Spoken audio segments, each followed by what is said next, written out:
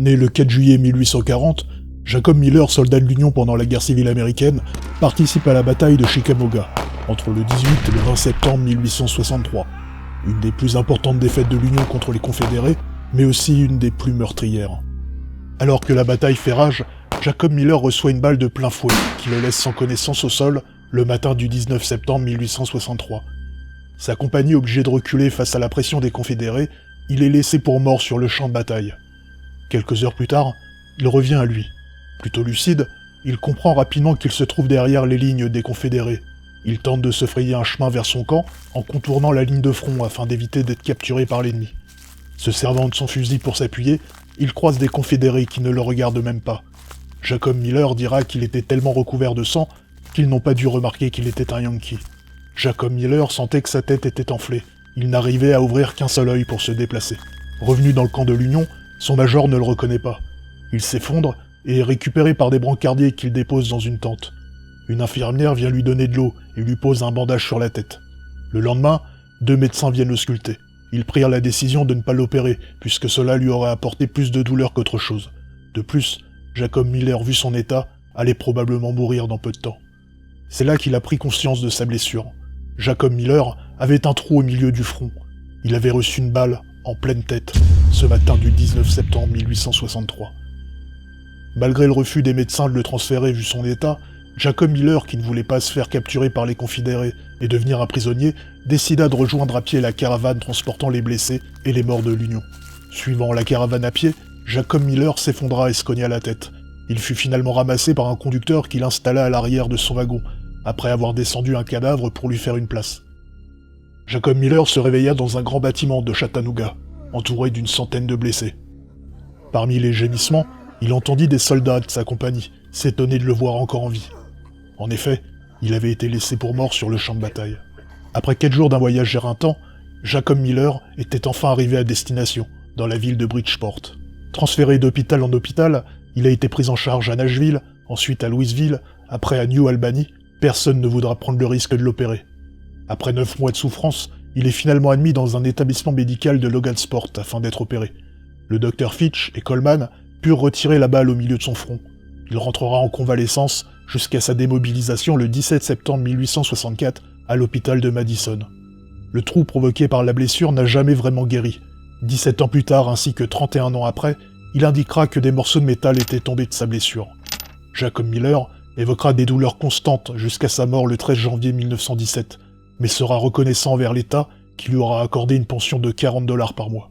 Ces douleurs lui auront permis, selon lui, de graver à jamais dans sa chair et son esprit tous les événements liés à ce fameux matin du 19 septembre 1863.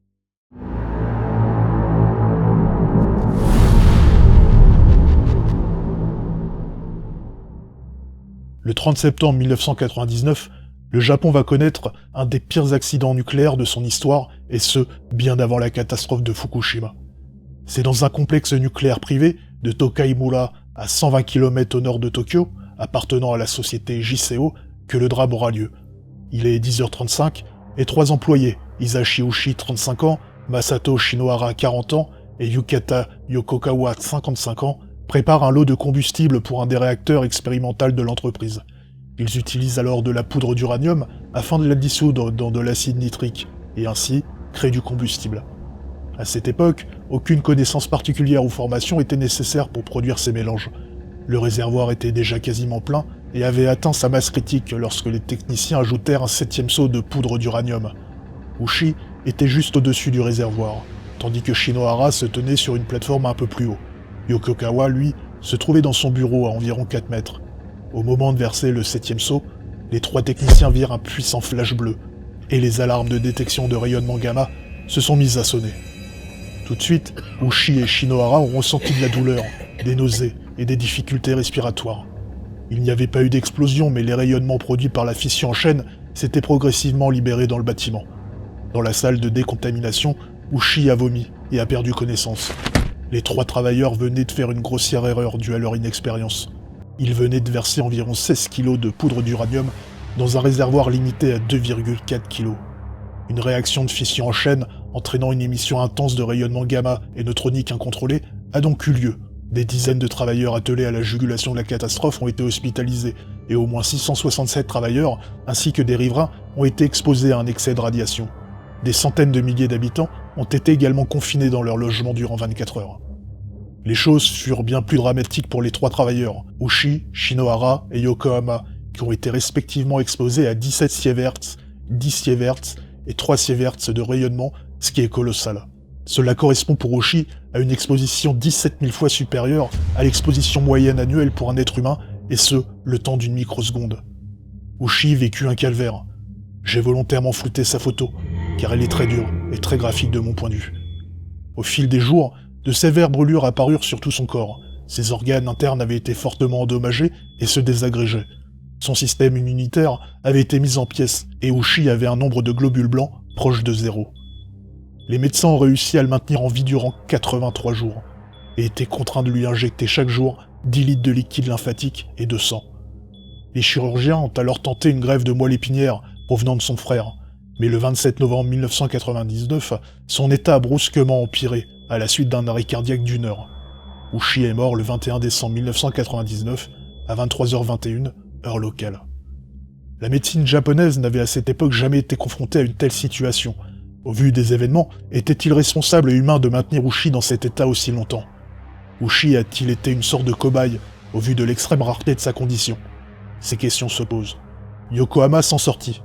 Shinohara, lui, décéda au bout de quelques mois, à cause d'une infection liée à l'endommagement de son système immunitaire après de nombreuses greffes de peau. Cette histoire montre à quel point le corps humain est si peu de choses face à ces rayonnements invisibles, mais si destructeurs.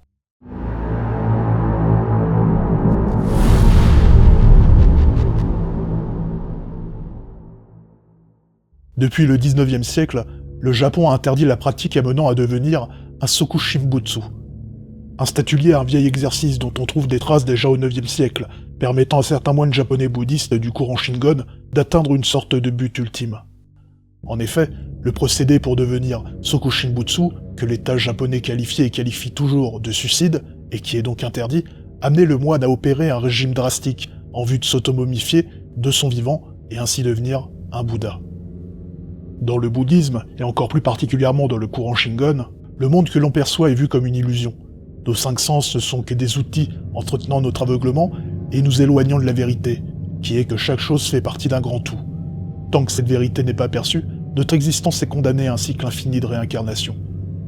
Le courant bouddhiste Shingon est l'un des plus extrêmes dans cette idée, puisque les moines n'hésitaient pas à lutter contre l'illusion de la douleur par le chaud, le froid, la privation ou l'ingestion de produits toxiques. Concernant généralement les moines d'un certain âge, cette pratique demandait un contrôle de soi inébranlable, une résistance physique incroyable et une foi absolue. On pense que l'initiateur de cette technique fut Kukai, en 806. Fondateur du courant Shingon, on pense que Kukai aurait conçu à cette époque un processus précis pour devenir un Sokushimbutsu en l'espace de 10 ans, un statut que lui-même aurait atteint en 835. La première étape pour le moine était de manger exclusivement des noix et des graines se trouvant dans la nature autour de son temple. Le régime devait durer 1000 jours, c'est-à-dire un peu moins de 3 ans. Il devait en même temps entraîner son corps quotidiennement dans des exercices physiques très éprouvants. Grâce à cette première étape, le corps s'asséchait et perdait la quasi-totalité de sa masse graisseuse. La deuxième étape devenait encore plus restrictive, puisque le moine devait dorénavant se nourrir exclusivement de racines, d'écorces et d'aiguilles de pin, et ce, une nouvelle fois, pendant 1000 jours. Le moine était donc amené à perdre inexorablement la masse musculaire qui lui restait. À l'approche des 1000 jours, il devait également boire un thé spécial quotidiennement fait de sève de l'arbre urushi. Ce thé très toxique amenait des vomissements, des diarrhées et un fort besoin d'uriner. Au-delà de la perte de fluide exceptionnelle, cette mixture permettait de propager un poison dans le corps du moine, afin de tuer les vers ou les insectes qui tenteraient de dévorer sa dépouille une fois mort. La dernière étape du processus amenait le moine à être emmuré vivant dans un emplacement juste assez grand pour l'accueillir en position du lotus. Une cloche était à sa disposition et il devait la faire sonner une fois par jour pour montrer qu'il était encore en vie. On plaçait également un tube dans une cavité de la tombe pour le ravitailler en air. Lorsque la cloche s'arrêtait de sonner, on attendait une période de 1000 jours pour ouvrir le tombeau. Si le corps était momifié, alors le moine était élevé au rang de Bouddha. Pour les autres, dont le corps pourrissait et se désagrégeait, ils étaient respectés pour leur endurance, mais n'étaient pas considérés comme tels. Il est à noter que selon la tradition orale des Shingon, très peu de moines ont réussi cet exercice d'automomification. Actuellement, on parle de 16 Sokushimbutsu avérés à travers le Japon.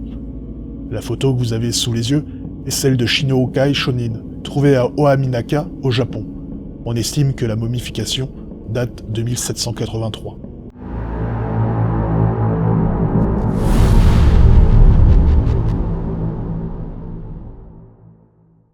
Bien que célèbre et connu d'un grand nombre de personnes, il était difficile dans cette vidéo spéciale corps humain de ne pas aborder le cas très particulier de Mirin Dayo. De son vrai nom, Arnold Gerrit Henskes, Mirin Dayo était un artiste hollandais, né le 6 août 1912. Son talent de fakir a fait sa renommée à travers le monde, et a mis les médecins qui l'ont ausculté dans une forme d'incompréhension, tellement son cas paraissait unique. Mirin Dayo était ce que l'on peut appeler un fakir de l'extrême, puisqu'il était capable de se transpercer de part en part, le dos ou l'abdomen, à l'aide d'une rapière, sans montrer de douleur particulière, sans effusion de sang, comme on pourrait le penser, et plus impressionnant, en y survivant.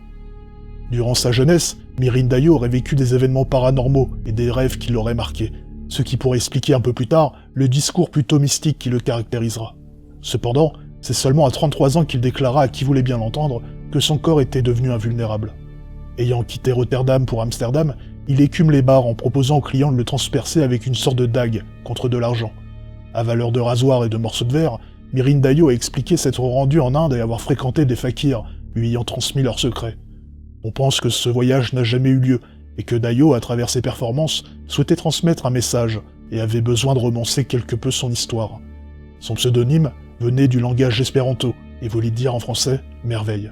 Très croyant, son pouvoir était selon lui une manifestation de Dieu, qui à travers son corps montrait aux humains qu'il était nécessaire d'abandonner ce monde matérialiste, responsable de la misère et de la guerre. Son invincibilité devait montrer au monde qu'il y avait quelque chose de bien meilleur et bien supérieur à ce monde, c'est-à-dire Dieu. Ayant besoin d'une licence pour se produire en public, Mirin Dayo dut s'entretenir avec un professeur et 2 médecins de l'université de Leiden. Il eut un accord pour se produire, mais ne fut pas autorisé à communiquer avec son public sur sa mission divine. C'est lorsqu'il déménagea en Suisse, à Zurich, que le cas de Mirin Dayo prit de l'ampleur, puisque c'est à ce moment-là qu'un certain nombre d'expériences médicales furent réalisées afin de percer le secret de son pouvoir. Dans une clinique de Zurich, on transperça ses poumons, son foie, son estomac, son cœur. On le laissa avec une tige de métal, le transperçant pendant 20 minutes. On le fit aussi marcher, monter des escaliers. En parallèle, plusieurs expériences du même ordre furent produites sur différents animaux, souris, lapins et chiens, et on découvrit à chaque fois que lors de l'insertion lente de tiges métalliques, les blessures ne saignaient pas. On constata également un fort taux de survie chez les cobayes, malgré des traumatismes importants sur leurs organes vitaux. Toutefois, lorsqu'une radiographie du thorax de Mirin Dayo fut réalisée, on constata qu'il avait déjà dû être transpercé environ 500 fois. La question des infections furent également posée, et les médecins en ont déduit que le matériel de Dayo, fait de métal lisse et propre, n'était pas un terrain favorable aux microbes. De plus, lors d'une insertion lente, la majorité d'entre eux étaient essuyés au niveau de la peau, lors du passage de la tige en métal. On évoque aujourd'hui la possibilité de fistules, qui aurait permis à Mirin Dayo de créer des sortes de petits tunnels à l'intérieur de son corps, mais aucune certitude.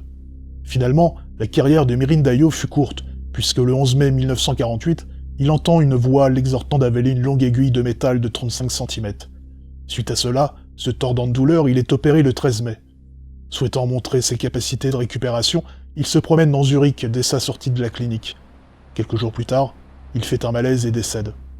Plusieurs hypothèses concernant sa mort ont été posées, entre rupture de l'aorte et infection généralisée non imputable à l'opération. Même si la science a pu seulement en partie répondre aux questions posées par sa formidable capacité, le cas de Mirin Dayo restera une énigme.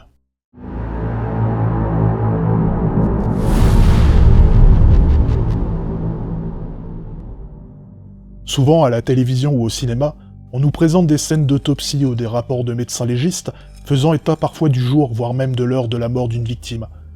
Sur quoi s'appuie cette science pour produire autant d'exactitude? Comment ces médecins s'entraînent-ils? Il est des lieux dont on ne soupçonne même pas l'existence. Parfois nous sommes au courant, mais particulièrement mal à l'aise, rien que d'y penser. Ces lieux nous renvoient au corps qui est le nôtre, si fragile, si éphémère. Vous vous demandez sûrement où je vais en venir. Eh bien nous allons aborder le cas d'un lieu, ou plutôt de plusieurs lieux, se trouvant aux États-Unis et qui cultivent la mort pour mieux en comprendre ses résultantes. Appelés fermes des corps, ou encore fermes des morts, ces lieux exposés en plein air sont destinés à l'étude de la décomposition des corps humains dans un but d'anthropologie judiciaire, mais aussi dans le but de faire progresser la médecine légale. Il en existe 6 à travers les États-Unis, et un qui a ouvert récemment ses portes en 2015 au cœur de l'Australie. nous allons nous intéresser au champ de l'université de Tennessee à Knoxville, qui fut le tout premier à ouvrir ses portes en 1981. À la tête du département d'anthropologie de l'université du Tennessee à partir de 1971, le Dr Bass, anthropologue, est régulièrement contacté par la police à cette époque pour étudier des restes humains afin d'établir des expertises. Il constate qu'on lui présente des corps généralement très abîmés et rongés par des vers. N'ayant aucune connaissance en matière de larves, c'est à partir de là qu'il a l'idée et l'accord de créer la première ferme de morts. C'est donc en 1981 que le Dr Bass crée ce complexe de recherche afin d'étudier la transformation des corps dans le temps. Ce lieu sert à l'étude de la décomposition des corps avec le plus de variables possibles, que ce soit au niveau de la température, du port ou non de vêtements, ou du type d'enfouissement. Le Dr Bass explique lui-même que lorsqu'une personne doit cacher un corps dans son jardin, il arrive très souvent que la cachette soit recouverte d'une dalle de béton. Cette possibilité a donc été par exemple étudiée. Il arrive parfois qu'une scène de crime soit complètement recréée, comme ce fut le cas lorsqu'ils ont étudié la décomposition d'un corps à l'intérieur d'une caravane. Le monde est nourri aux séries comme Les Experts, où les enquêtes et les examens scientifiques sont réalisés en un clin d'œil. Ici, les études de corps prennent des mois, voire des années. Mais comment trouve-t-il ces corps afin de les étudier ? Eh bien, il existe un programme de donation, où il est possible de faire don de son corps après sa mort à l'université. En France, on parle de don de son corps à la science, et cette possibilité est toujours d'actualité, sous couvert d'une procédure très précise et très encadrée. Une centaine de corps est donnée à l'université chaque année. Environ 40% se sont enregistrés au programme avant leur mort. Leur corps est donc restitué par la famille ou un médecin. Pour les 60% restants, les dons sont en dehors de tout préenregistrement. Ce choix revient donc aux familles. Actuellement, 1300 personnes sont préenregistrées pour faire don de leur corps à l'université. L'université du Tennessee, depuis 1981, entrepose plus de 700 restes de corps dans leur sous-sol. Le profil des donneurs est varié, mais ils sont souvent eux aussi d'ex-universitaires souhaitant d'une manière ou d'une autre faire avancer la science. Une fois le processus de décomposition étudié, les ossements rejoignent l'entrepôt pour permettre aux étudiants de parfaire leur formation en anthropologie judiciaire. Il est à noter que le plus grand complexe de ce genre est situé à l'université de l'État du Texas et fait plus de 10 hectares. Ouvert en 2008, c'est dans ce champ que l'on a notamment étudié le comportement des vautours face à la décomposition d'un corps. Au bout de quelques heures, quelques vautours sont venus dévorer les yeux. Mais c'est seulement un mois plus tard qu'une trentaine de vautours sont venus complètement curer la carcasse, et ce, en 5 heures. C'est seulement grâce à cette expérience qu'on a pu mettre en évidence que des erreurs sur la datation de la mort pouvaient être commises dans des régions peuplées par des vautours. Allez, faites de beaux cauchemars.